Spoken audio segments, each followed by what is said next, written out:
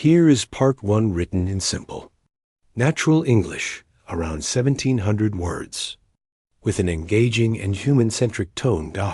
It was late afternoon when the small restaurant by the quiet waterfront began to fill with the soft sound of clinking silverware and murmured conversations. The place was not fancy at all, just warm lights, wooden tables, and the gentle smell of fresh bread drifting from the kitchen. People loved it because it felt like home. Most days passed calmly, without anything unusual happening. But on this particular day, something different was about to unfold, something none of the staff or customers would ever forget. A well-known billionaire had arrived in town earlier that morning. He was the kind of person everyone recognized, not only because of his wealth, but because of his friendly way of speaking and the surprising habit he had of showing up in ordinary places without warning. Some said he liked simple environments because they helped him think.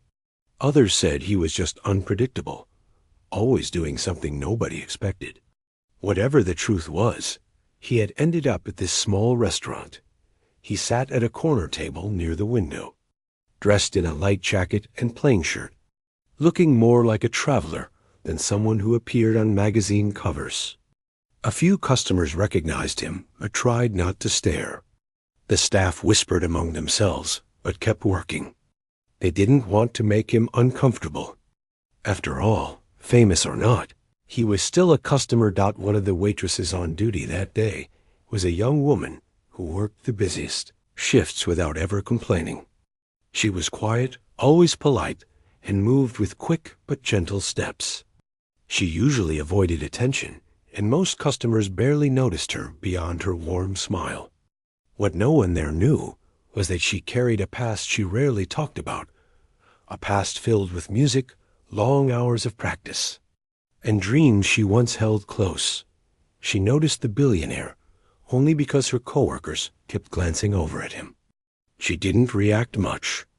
To her, he was just another person who needed his order taken. So she walked up to his table calmly, holding her small notepad. He greeted her with a kind smile. "Hi there. What do you recommend?" he asked, looking up from the menu. She told him about the specials in her usual soft voice. He made his choice quickly, then thanked her. As she turned to leave, something else inside the restaurant caught his eye: an upright piano placed in the corner. It was old but polished, sitting against the wall as though waiting for someone to touch its keys. Most days it stayed quiet. Some customers assumed it was just there for decoration. "Does anyone play that?" he asked casually, pointing at the piano. She followed his gaze. "Not usually," she replied. "It's been here for years, but almost nobody plays it." He raised an eyebrow and studied her for a moment, not in a rude way, but with friendly curiosity. "Do you play?" he asked, half teasing. His question caught her by surprise. Her hand tightened slightly around her notepad. She hadn't expected anyone to ever ask her that in this place. She forced a tiny smile, the kind you give when you want to avoid a topic without sounding rude. "I used to," she said quietly. "A long time ago." The billionaire leaned back in his chair, amused. "Used to? That sounds interesting. Why not now?" She didn't know how to answer. The memories flooded her mind too quickly. The long hours of training, the competitions, the applause, and then the sudden shift in life that forced her to stop playing. She had never told her coworkers about any of it. Most of them had no idea she even knew how to play an instrument, let alone a piano. She looked away politely. "Life got busy," she said. "I had to focus on other things." He nodded slowly, sensing that she didn't want to talk about it. He wasn't the type of man who pushed people into uncomfortable conversations. But he also had a playful side, and something about her quiet nature made him curious. "Well," he said with a warm smile, "if you're ever in the mood to play again, I'd love to hear it. Not every restaurant has a piano sitting around. Seems like a waste to let it stay silent." She gave a small laugh, soft, a little nervous. "I'm not sure anyone here wants to hear me play." "I'm pretty sure I do," he replied. "But no pressure, of course." He lifted his hands as if surrendering. "I'm just being curious." She excused herself to deliver his order to the kitchen, but her mind lingered on his words longer than she expected. It wasn't the first time someone asked her about her past, but it was the first time in a long while that the question had made her heart tighten, the way it used to Dot as she walked around the restaurant attending to other tables. She kept glancing at the piano unintentionally. She remembered how her fingers once moved across the keys with confidence. She remembered late nights of practice. She remembered her dreams of performing on big stages. And she remembered how all of it had stopped after her family faced difficult times that required her full attention.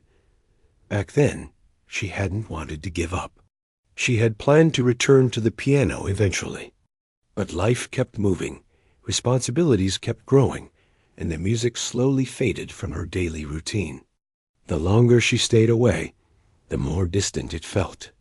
Eventually, she convinced herself that part of her life was over. Now, suddenly, a stranger, a billionaire, of all people, had asked her about the piano, as if he could sense something she was hiding. Meanwhile, the customers around the room continued eating. Some whispered quietly about the famous guest. Others pretended not to notice him at all. The staff tried to stay professional, though a few of them kept nudging one another with excitement. At one point, the cook peeked out from the kitchen window to get a look. "Is that really him?" he whispered to one of the waiters. "Looks like it," the waiter replied. "He's even more relaxed in person than I expected." The young waitress tried to ignore the extra attention on him and focused on her work. But each time she stepped near his table to refill his water or bring his food, he greeted her with the same friendly tone, calm, gentle, and without the arrogance some people might expect from someone so wealthy. After she placed his meal on the table, he thanked her again, then nodded toward the piano. "Still not going to play something for me? Not even a tiny note?" She shook her head with a shy smile. "I don't think so. It's been too long. I'd probably mess up." "Messing up is part of being human," he said thoughtfully. "I mess up all the time. You should see some of my earliest business decisions. Total disasters." He laughed lightly, and some nearby customers smiled. She laughed a little too, appreciating his easy attitude. But even with his encouragement, she felt uneasy. Playing after so many years felt scary, like stepping into a world she had already closed the door on. Still, the piano was right there. Simple, silent, and waiting. Minutes passed. The restaurant stayed lively but peaceful. A family chatted near the front. A couple shared dessert by the window. Soft music played from the speakers, adding a warm backdrop to the evening. But the billionaire kept glancing toward the piano with curiosity, as if he believed something was hiding behind its quiet presence. Finally, when the restaurant's rush slowed down, he looked at her again, lifting his eyebrows in a playful invitation. "Come on," he said. "One short song. I'll even tip extra if it's terrible." His joking tone made a few people nearby laugh. She gave him a look that mixed amusement and embarrassment. "I'm not worried about the tip. I'm worried about everyone's ears. Mine are strong," he joked. "I can handle it." A few customers listened to their conversation and smiled. They didn't know what she would do, but they were already entertained by the friendly exchange. The waitress stepped back, feeling her heart pound harder than it should for such a light conversation. Why was she even thinking about this? Why was she letting a random comment stir up emotions she had buried years ago? She tried to continue working, but the idea wouldn't leave her mind. She felt something she hadn't felt in a long time, a spark, small but alive. She had once promised herself she would never play again unless she felt truly ready. But was anyone ever ready for something like this? Maybe moments like these were not meant to be planned. She quietly approached the counter, staring at the piano across the room, and looked at her hands. They felt cold. She rubbed them together slowly.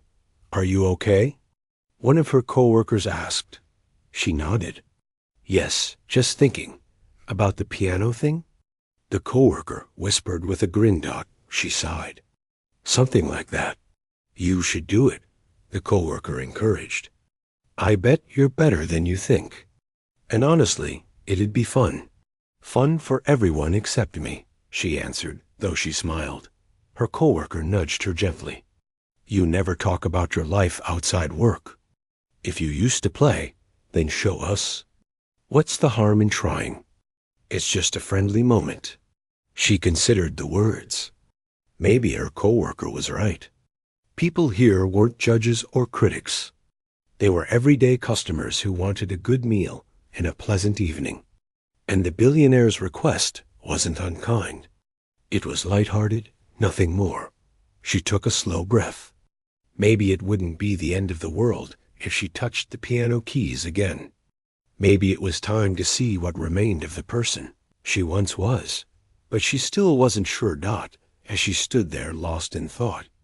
The billionaire finished his meal and leaned back comfortably, still giving the piano an amused glance. He didn't say anything else, but his earlier words hung in the air. She hesitated, then slowly walked toward his table. "If I did play," she said softly, "it would only be for a minute. And it probably won't sound very good." He sat up a little straighter, his F. Here is part 2 written in simple. Human-centric English, around 1,700 words. Engaging and safe for YouTube. The restaurant had settled into a calm rhythm again. But inside the young waitress's mind, nothing felt steady. She kept moving from table to table, taking orders and delivering food like she always did.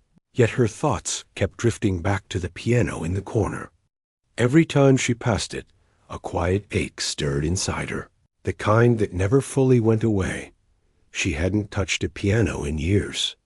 Not since life had turned faster than she could keep up with.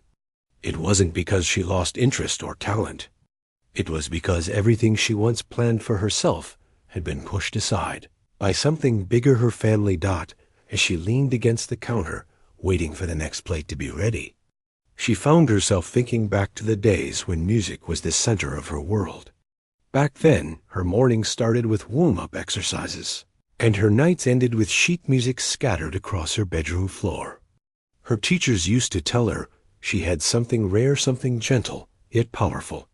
She remembered the way their voices softened when they spoke about her potential, as if they could see a future she hadn't fully understood yet. For a while, everything seemed simple. She played because she loved it, because it made her feel alive. But life had a way of changing without warning. Her family went through a difficult time when she was still very young. Bills grew, responsibilities piled up, and suddenly the dream of becoming a pianist felt like a luxury they couldn't afford, not financially, not emotionally, not practically. She had siblings who needed her, a parent who worked too many hours, and a home that felt like it was always on the edge of falling apart. She didn't quit playing all at once. It happened slowly. First, she cut her practice hours. Then she stopped attending lessons. Then performances. Then competitions. And then one day, she put away her sheet music and never took it back out. People often say that giving up something you love is a choice, but she knew that wasn't always true. Sometimes life chooses for you. She started working at the restaurant after school to help cover the bills. Eventually, it became her main job. Her coworkers liked her because she was kind and always tried her best. The manager trusted her because she never caused drama. But none of them had any idea who she used to be. She learned to hide her past, not because she was ashamed of it, but because talking about it hurt. It reminded her of everything she could have been if the world had been a little kinder. But today of all, Days someone had walked in and asked about the piano with a simple question that reopened a door. She had closed years ago. She didn't know why the billionaire's question affected her so much. Maybe it was the tone he used, light, curious, without pressure. Maybe it was the way he noticed the piano when almost nobody else ever did. Maybe it was because he looked at her with the kind of interest that didn't feel judgmental or invasive. Or maybe it was because deep down, she missed that part of her life more than she allowed herself to admit. Her coworker approached again, nudging her lightly with an elbow. "He keeps watching the piano, you know," the coworker whispered with a grin. She sighed. "I know. What's stopping you? What if I can't play anymore?" She replied softly. Her coworker shrugged. "Then you'll sound a little rusty. Who cares? It's just a moment. Not an audition." The waitress shook her head. Her coworker didn't understand. It wasn't just about sounding rusty. It was about facing a part of herself she wasn't ready to meet again. But she didn't explain that. She only said, "We'll see." A few minutes later, the kitchen bell rang. She carried a tray to a nearby couple who smiled warmly at her. The couple had been watching her earlier. When she spoke with the billionaire, one of them asked gently, "Do you really play the piano? We heard a little of your conversation." She hesitated. "I used to." "That's wonderful," the woman said with honest interest. "It's such a beautiful skill. You should share it, even if just for fun." The waitress smiled politely and returned to the counter. Everyone made it sound so easy. Just play. Just try. Just don't overthink it. But it wasn't easy for her. Playing wasn't just pressing keys. It was opening memories she kept tucked away. It meant remembering the girl she once was. The girl who believed she would grow up and travel the world performing in big halls, wearing gowns that shimmered under bright lights. The girl who stayed up late practicing until her fingers felt numb, imagining her future with excitement. Life, however, had offered her a different path, a quieter one, a path that involved working long hours and leaving dreams behind. She didn't regret helping her family. That was something she would never change. But sometimes, late at night, she wondered what might have happened if things had been different. And now she was being asked to face that part of herself again. As she reached for a stack of menus, she heard the billionaire's voice behind her. "Still thinking about it?" he asked. She turned around, startled. He had stepped away from his table and stood near the counter, hands in his pockets. "Thinking about what?" she said gently. He tilted his head toward the piano. "You know what?" She looked down at the menus in her hands. "I'm just not sure." He smiled in a friendly, not pushy way. "You don't have to be sure. You just have to be willing to try."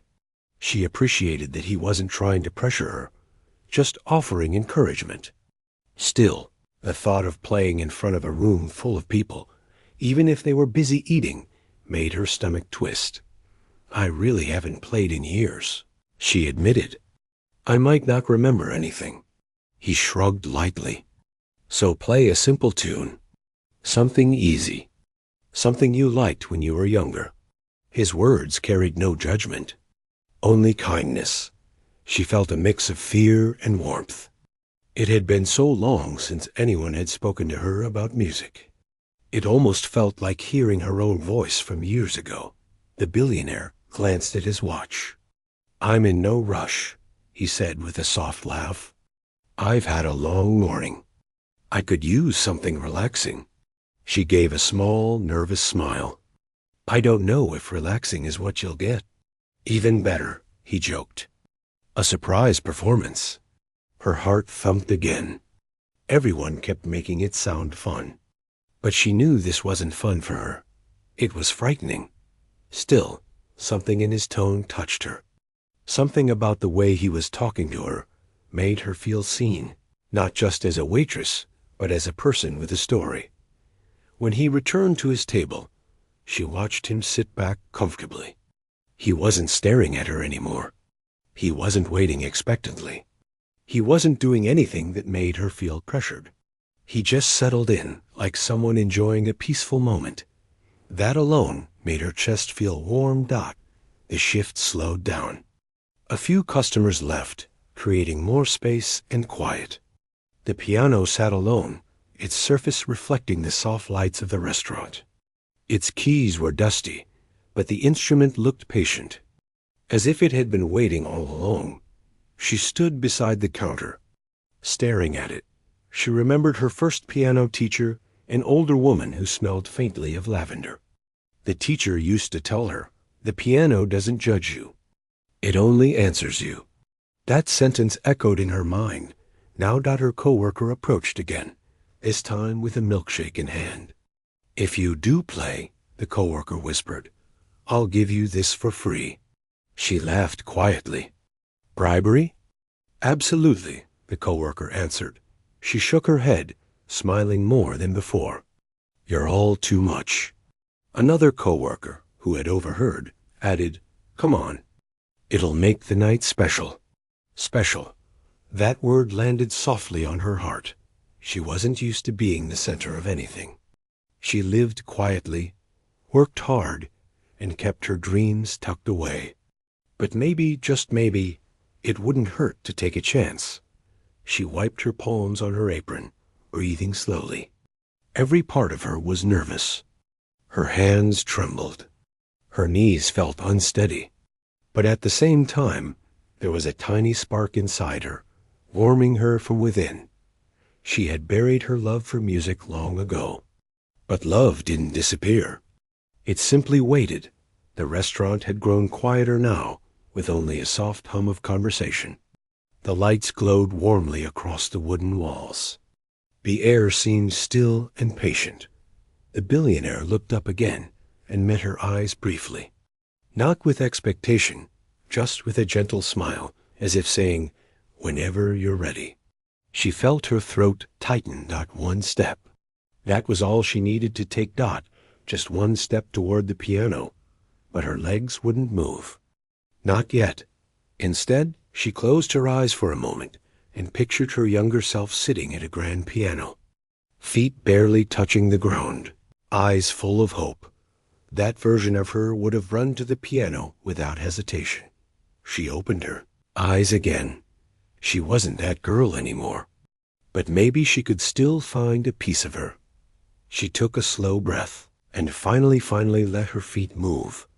She walked past the tables, past the counter, past the kitchen window. Each step felt heavier and lighter at the same time. When she stood in front of the piano, she didn't touch it yet. She simply looked at it closely for the first time. Its wooden surface carried faint scratches. A few keys were slightly uneven, but it felt familiar in a way that stirred her heart. Her hand hovered above the lid. She hesitated one last time. Then, with a gentle motion, she lifted the cover, revealing the keys. They looked almost exactly like the ones she used to play, white and black. Simple and patient. The billionaire noticed her movement and sat up straighter. Though he didn't say a word, a few customers turned their heads. Watching quietly, her coworker behind the counter whispered, "She's doing it." She placed her fingers lightly on tea. Here is part 3, written in simple, natural English, around 1,700 words. Engaging in human-centric. For a long moment, she stood completely still, with her fingers resting gently on the keys. The restaurant was quiet, but not in a tense way, more like everyone was holding their breath without even realizing it. The soft hum of voices had faded. Forks and glasses were paused mid-air. Even the kitchen seemed to hush itself. No one asked her to start. No one pushed or rushed her. They simply watched, waiting to see what she would do. Her heart thumped so loudly, she wondered if people could hear it. Her fingertips were cold, yet her palms were sweaty. It had been years since she had felt this mix of fear and hope. She wasn't even sure she remembered how to play anything. The idea of pressing the wrong key or sounding terrible made her Stomach twist. But there was also something else, something warm. Something that felt like a small flame deep inside her slowly waking up. She closed her eyes for a moment. Memories washed over her. Soft and bittersweet. She remembered sitting in a small practice room years ago, tapping out the first melody she ever learned. She remembered her teacher's patient smile, her family listening from the hallway, and the sound of her own laughter when she played too fast. She remembered afternoons spent practicing until the sunlight faded from the windows. Those days felt far away now, almost like they belonged to someone else. But as she stood there at the piano, she realized those memories were still alive, even if buried. She took a slow, shaky breath and let her fingers slide slightly across the keys. They felt familiar in a way her heart immediately recognized. She thought about playing something simple, maybe a children's tune or a scale. But her hands seemed to move toward a different memory, a piece she used to play when she needed comfort. It wasn't complicated, but it carried emotion. It was gentle and slow, full of soft rises and falls. She didn't think she could play it perfectly anymore. But maybe she didn't need to be perfect. With another breath, she pressed the first key. The sound was soft, almost fragile, a single note floating through the room, like a bird testing its wings. Then she pressed another, and another. Little by little, the melody began to form out at first. Her fingers felt stiff, and the notes were hesitant. She made a tiny mistake almost immediately and flinched. She nearly pulled her hands away entirely. But then she remembered something her old teacher once said. Music isn't about never making mistakes. It's about finding your way back when you do. So she kept going. Slowly, the stiffness faded. Her fingers began to remember patterns she thought she had forgotten. The melody grew stronger, smoother, more confident. People in the restaurant watched with soft expressions, as if they could feel the courage it took for her to play. Some leaned forward. Others smiled, touched by the gentleness of the moment. The billionaire sat still, his eyes fixed on her with thoughtful curiosity. There was no trace of amusement now. Instead, he looked moved, quiet, respectful. He wasn't watching her like someone who wanted entertainment. He was watching like someone witnessing something meaningful. The melody continued, flowing through the restaurant like a warm breeze. Each note seemed to loosen the weight she had carried for so long. She felt herself slipping into a familiar world she thought she had lost forever, a world where music wasn't a memory, but a living part of her. Her shoulders relaxed. Her breathing steadied. Her fingers glided more smoothly across the keys. For the first time in years, she wasn't thinking about work, bills, or responsibilities. She wasn't thinking about mistakes or fears. She was just playing, letting the music speak in ways she no longer knew how to with words. As she played, flashes of her past drifted through her mind. Her younger siblings sitting cross-legged on the floor, listening quietly. Her parent smiling after a long day of work. Her teacher gently adjusting her posture. Her own younger self, dreaming without doubt. These memories didn't hurt the way they usually did. They felt warm, almost like soft lights glowing inside her chest. She didn't realize she was smiling until she felt her lips curve. The room listened without interruption. Even the customers who had never seen her before felt a strange sense of connection. It wasn't just a performance. It was something honest, vulnerable, and human. The melody reached a gentle peak, not loud or dramatic, but full of emotion. Her fingers trembled slightly, not from fear now, but from feeling. As she neared the end, she slowed down naturally, letting each note breathe before moving to the next. Then the final note landed softly and faded. The room stayed silent for a heartbeat. Then another. She lifted her hands slowly from the keys, her breath unsteady. Her eyes were wet, though she couldn't tell if it was from relief or emotion. And then the applause came. It wasn't loud or dramatic. It wasn't rushed. It was soft at first, then growing warmer, fuller, sincere. It wrapped around her like a gentle embrace. Some customers smiled with genuine admiration. A few nodded at her in quiet respect. Her coworkers clapped brightly, full of pride. The billionaire's applause came last, but somehow felt the most meaningful. He wasn't clapping like someone praising a talent. He was clapping like someone acknowledging courage. She lowered her head, embarrassed but touched. She hadn't expected anyone to react like that. She certainly hadn't expected to feel so many emotions at once. When the applause finally faded, she closed the piano gently and stepped back. Her knees felt weak. Her heart felt light. Her coworker rushed over and hugged her from the side. "You were amazing," the coworker whispered excitedly. She laughed a little, brushing away a tear. "I made mistakes." "No one cared," the coworker said. "It was beautiful." She didn't answer right away. She looked at the piano with quiet disbelief. She had played. She had actually played. After all these years, she had let herself return to something she once loved more than anything. The billionaire approached her, but not too closely, just enough so she could hear him clearly. "That was wonderful," he said simply. She felt her cheeks heat up. "I don't know about wonderful." He smiled gently. "I do. And I think everyone else agrees." She didn't know what to say to that. Her instinct was to downplay it, to say she wasn't that good, that she barely remembered. But his expression made her stop. He wasn't flattering her. He wasn't exaggerating. He was speaking honestly. "You have a gift," he continued. "And gifts don't disappear. Sometimes they sleep. Sometimes life gets heavy, and we set them aside. But they don't go away." She looked down, overwhelmed. No one had talked to her like that in a long time. "Thank you," she said softly.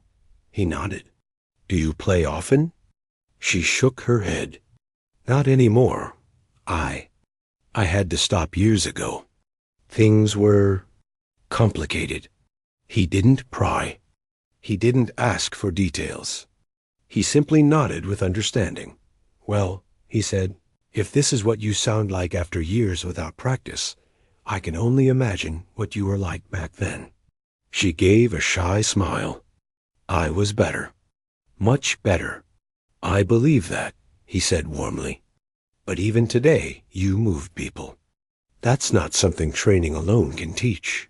His words settled into her heart quietly. A few customers walked past, complimenting her in simple, kind ways. "That was lovely," one said. "You should play more often." Another added that she thanked them each time. Still unsure how to handle the attention, after the crowd returned to their meals and conversation, she stepped aside to breathe. Her hands were still trembling, but now it was from relief rather than fear that her coworker brought her the milkshake they had promised earlier. "You earned this," they said with a big grin. She laughed softly and took a sip. It was cold and sweet, but more than that, it made her feel grounded. The billionaire finished his meal and stood, preparing to leave. Before he walked toward the door, he turned back to her one last time. "You should keep playing," he said, "even if it's just for yourself." She nodded. "Maybe I will." His smile widened slightly, and then he left the restaurant quietly, without creating a scene, without acting like someone important. Just a man who had witnessed something meaningful.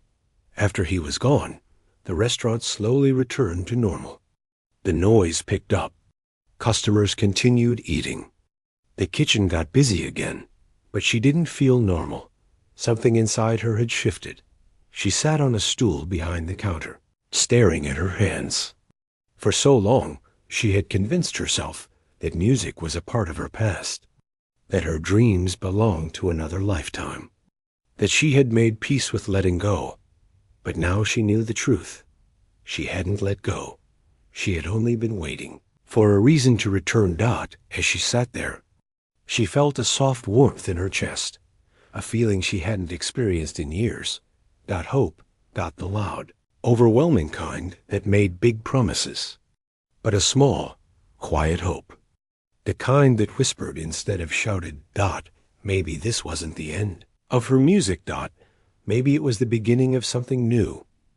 And as she glanced toward the piano again, she realized something simple but powerful. She wanted to play again, not because someone asked, but because she missed who she was when she played. And that single realization changed everything. Your 1,700-word Part 4 story will be written here. The restaurant felt different that evening, as if something invisible hung in the air, something warm and expectant. Even the soft clinking of dishes and the quiet talk among the guests seemed gentler than usual. The small upright piano near the window looked almost new now, even though it hadn't been touched in years. Someone had wiped it down earlier, and the light from the street lamp outside brushed across its wooden surface like it was waiting for someone. The young waitress stood near it, trying not to show how nervous she felt. She had already told herself she wouldn't play again, that she would stay away from the music she once loved. But she also knew she couldn't walk away from the moment that had pulled her back into a part of herself she thought she had lost. She breathed in slowly. Her hands trembled, not from fear, but from the weight of the memories that came rushing back the moment she sat on the little bench. It was the same memory-filled tremble that had overtaken her the night before, when she surprised the billionaire and everyone else with her performance. Tonight, the room was quieter, but she still felt eyes on her, soft, curious, hopeful. But she wasn't planning to play again. Not tonight. Instead, she kept wiping down tables, trying to keep herself busy, trying not to look at the piano. She had too much going on in her life to get caught up in a moment of excitement. Still, the billionaire returned. No big entrance, no loud announcement. He simply stepped inside, as though it was the most natural thing to do. He looked more relaxed this time, and even the staff who had been shocked by his visit the night before smiled when they saw him. It wasn't often that someone like him walked into a small restaurant with uneven floors and mismatched chairs. He didn't ask for attention. He didn't act important. That was what made everyone like him instantly. He sat down at the same table by the window. His presence felt calm, almost grounding. When the waitress walked over to take his order, she tried to act normal, but she could still feel the echo of the night before. She had played with her whole heart, and she still wasn't sure how to process everything that happened afterward. The billionaire smiled warmly. "You look a little tired," he said, almost playfully. She shrugged lightly. "Long day." He studied her for a moment, not in a way that made her uncomfortable, but as though he could sense something she was holding back. "You were amazing last night," he said simply. "People don't forget moments like that." She looked down at her notepad, unsure how to respond. Compliments always made her uncomfortable, especially when they came from someone who had the power to change her life with a single decision. After taking his order, she walked back to the counter, trying to keep her thoughts organized. But it wasn't easy. She felt something shifting inside her, something she had tried for years to bury. When the food was ready, she carried it over to his table. The billionaire thanked her, and for a moment she thought he would leave her alone and let her work. But he wasn't finished. "I hope you don't mind me asking," he said, taking a sip of water, "but why did you stop playing?" The question hit her like a soft but unexpected wind. She stood there for a few seconds, unsure whether to share anything at all. She wasn't used to talking about her life with strangers. And he wasn't just any stranger. "It's complicated," she finally answered. He nodded, slowly. "Most real stories are." His tone wasn't pushy or demanding. It was gentle, curious, kind. She sat down her tray and let out a small breath. "I used to train," she said quietly. "I loved it. I wanted to go far with it. But things changed. Family stuff. Money stuff. I had to come home. I haven't touched a piano in years. The billionaire listened closely, not interrupting, not giving unwanted advice. Just listening. I'm not sure it matters anymore, she added. Life doesn't always give you the chance to chase old dreams. He leaned forward slightly. Sometimes it does, he said. Just not in the way you expect. She wasn't sure what to say to that. It sounded too hopeful, too gentle for the heavy truth she carried. But something about the way he looked at her made her feel seen in a way she hadn't felt in a long time. The restaurant began to fill up more as the evening went on, and she went back to her work, grateful for the distraction. But every time she walked past the piano, she felt a tug at her heart, like a soft voice whispering, "You're not done yet." After a while, the billionaire finished eating. As she cleared his table, he smiled softly. "I hope you don't mind," he said, "but I brought someone with me tonight." She frowned slightly, confused. He stepped aside, revealing a woman who must have entered quietly. She was dressed simply, but carried a confident air. Something about her made the waitress instantly aware that she was someone important. "This is a friend of mine," he explained. "She works with musicians. She sees talent where most people overlook it." The waitress froze. She felt her heart thump in her chest. The woman smiled warmly. "I heard someone played here last night. Someone with a gift." The waitress felt her face flush. "I just played something I remembered. That's all." The woman stepped closer, her voice gentle. "Would you play again? Just for a moment?" The waitress shook her head quickly. "I can't. Not tonight. I'm working, and I don't know if I can do it again." The woman didn't push. She simply nodded. "I understand. But I hope you know that moments like the one you created don't happen often. When they do, you shouldn't ignore them." The waitress felt overwhelmed, not pressured, but exposed. Like someone had reached into her chest and pulled forward every emotion she'd been holding back. She walked away for a moment, needing space to breathe. She stepped outside the restaurant, the cool night air brushing against her skin. She leaned against the wall, closing her eyes. Inside, she could hear faint murmurs of guests, the clinking of plates, the soft hum of conversations. Life inside the little restaurant went on as usual, but her world felt like it had grown heavier and brighter all at once. After a few minutes, she returned to her duties. She served tables. She collected dishes. She wiped down counters. It felt grounding, like each task gave her a moment to catch her breath. But she could still feel the billionaire and his friend watching her with gentle interest. Not from a place of judgment, but from a place of belief, something she wasn't used to. Later that night, when the restaurant began to slow down, the billionaire approached her again. His voice was soft, but filled with something she didn't expect. "I know it feels like too much," he said, "but I want you to know one thing. We're not here to push you. We're here because your music did something to us. Something real." She swallowed, feeling her throat tighten. "I don't know if I'm ready for anything more than this job," she said quietly. "My life isn't simple. I have responsibilities. I can't just chase a dream like that." He nodded with a slow, understanding smile. "I'm not asking you to chase anything. I'm just asking you not to close the door before you even look inside." Her eyes softened, but she didn't trust her voice enough to answer. The billionaire didn't add anything else. He simply handed her a small card. Not flashy, not gold. Just a simple card with a name and a number. "If you ever want to talk," he said, "about music, about opportunities, or even just about life, call her. No pressure. No expectations." She looked down at the card in her hand. It felt heavier than it should have, like it carried a choice she wasn't ready to make. as he prepared to leave. She found herself calling out softly, "Why are you doing this?" He turned back with a gentle smile.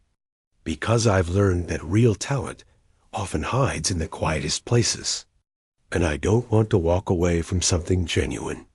After he left, she stood there for a long moment, holding the card, staring at the piano, feeling the weight of the night settle around her.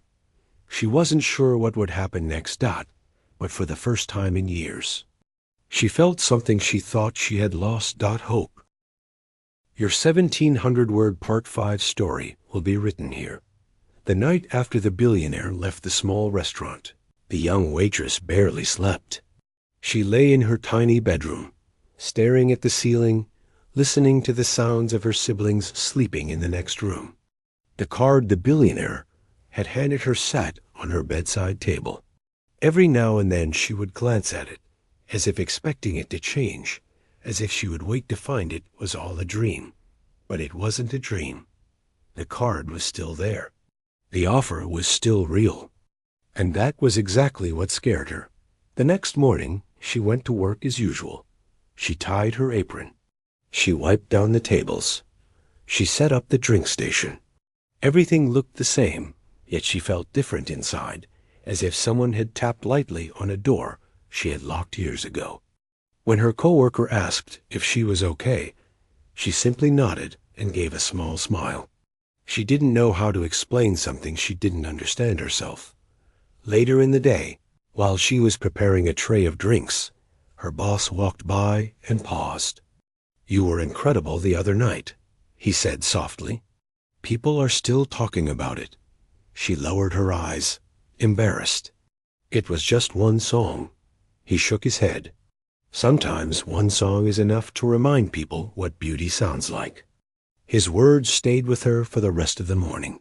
She wondered if maybe he was right. Maybe the moment really did mean something. Maybe she shouldn't try to push it away. By the time the afternoon rush died down, she finally found a quiet moment to take a break. She sat outside on the small bench behind the restaurant, sipping water and letting the breeze cool her face. She pulled the card out of her pocket. She read the name again. She read the number again. Her heart began to beat a little faster. Before she could talk herself out of it, she pulled out her phone and typed the number slowly, carefully, as if the digits themselves might disappear if she rushed. She didn't call. She sent a message instead. "Hello. This is the waitress from last night. I'm not sure if you remember me." She hovered over the send button, then finally pressed it. A few minutes passed. Her stomach twisted with nerves. Then her phone buzzed. "Of course I remember you. Thank you for reaching out. Would you like to talk?" Her hands trembled. She typed, "Yes."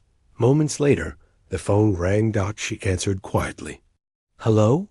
The woman's warm voice came through immediately. "Thank you for contacting me.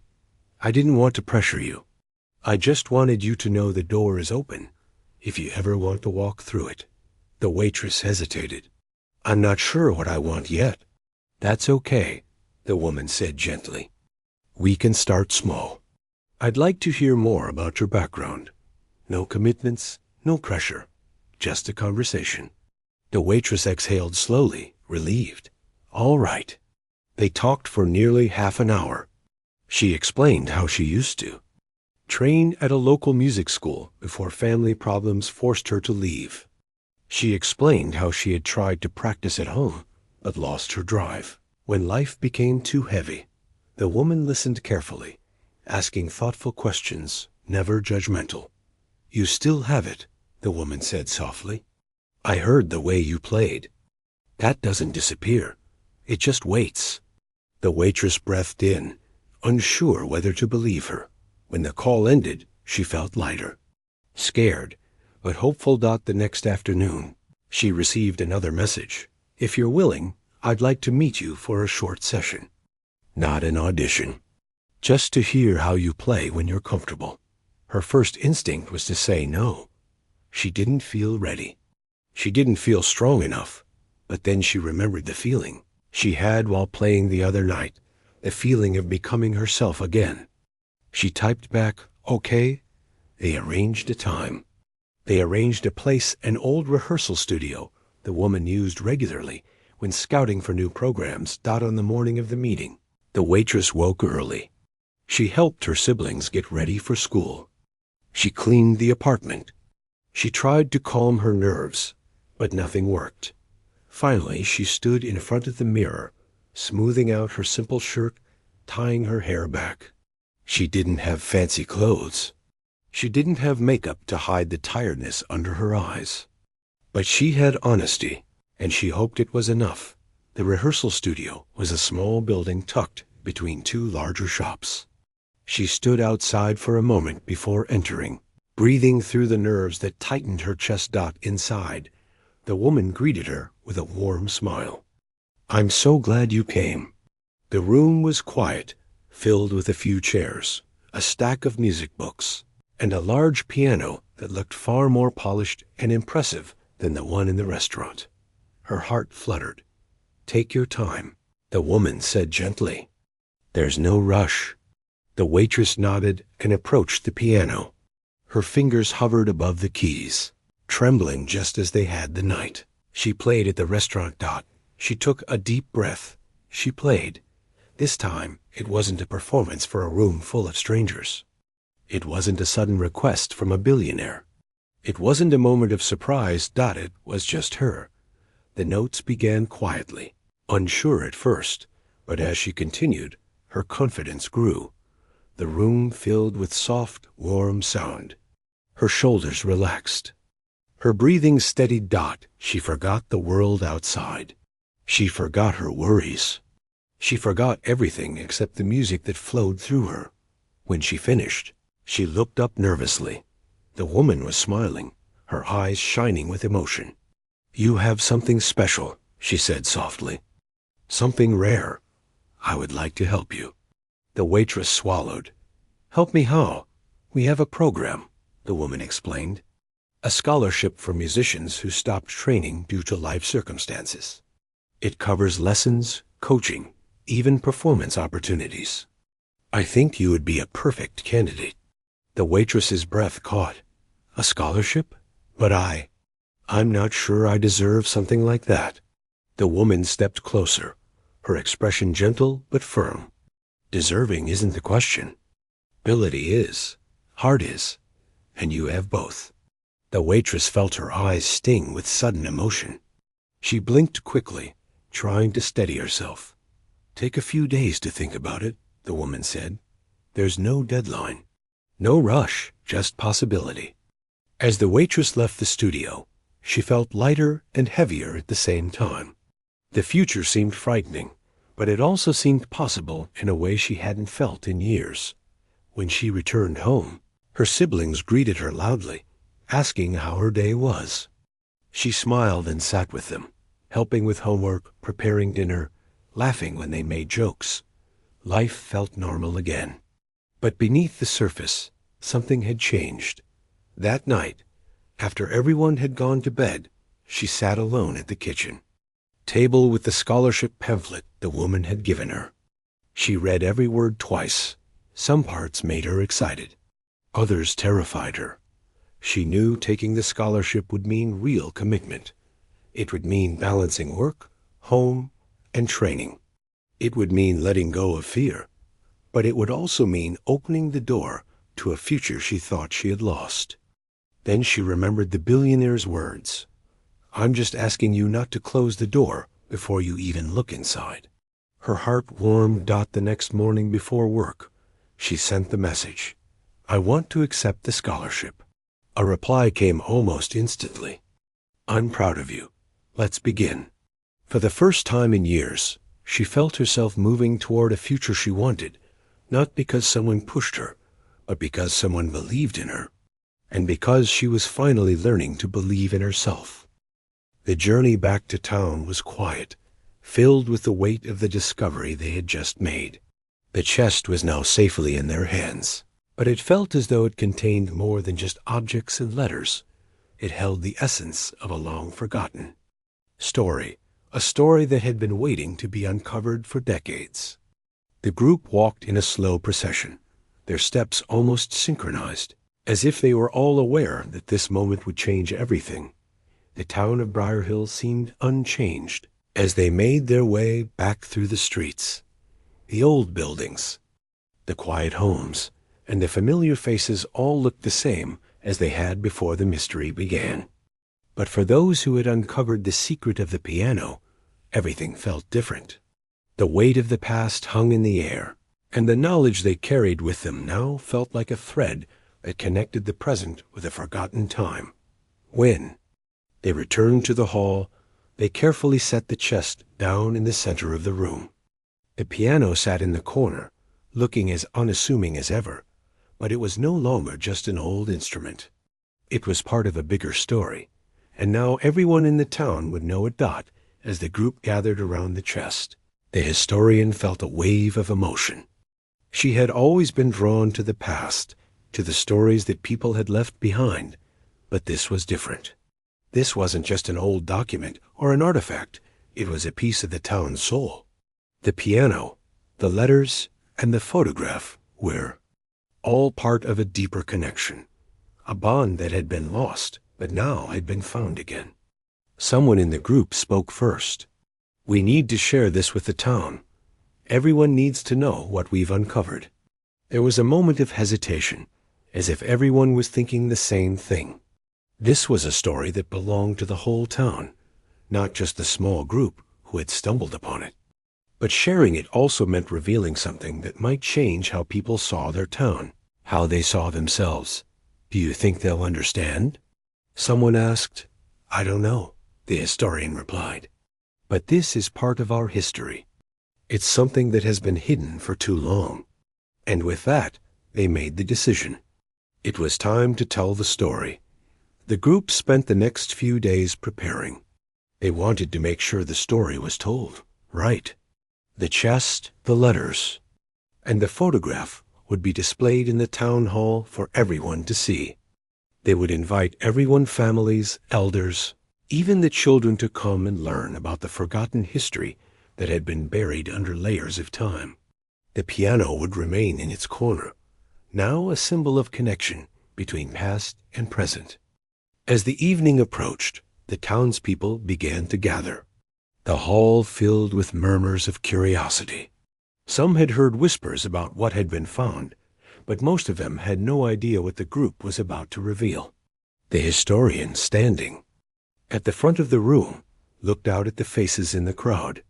She felt a nervousness rise in her chest, but also a sense of pride. This was something important. This was the moment when the story would finally be told. She cleared her throat and began. It started with the discovery of an old piano, she said, her voice steady. An instrument that had been sitting forgotten in the town hall for years. But when we opened it, we found something much more than we expected. Inside, we found a map and a letter that spoke of something much bigger, something tied to the very heart of our town. She paused for a moment, letting her words sink in. The room was silent, everyone listening intently. We followed the map, and it led us to a place in the hills. There we uncovered a chest. Inside, we found letters, objects, and a photograph that told a story. The story of a family who lived here many years ago, a family whose music had brought people together, and who had hidden something important, something that belonged to everyone in this town.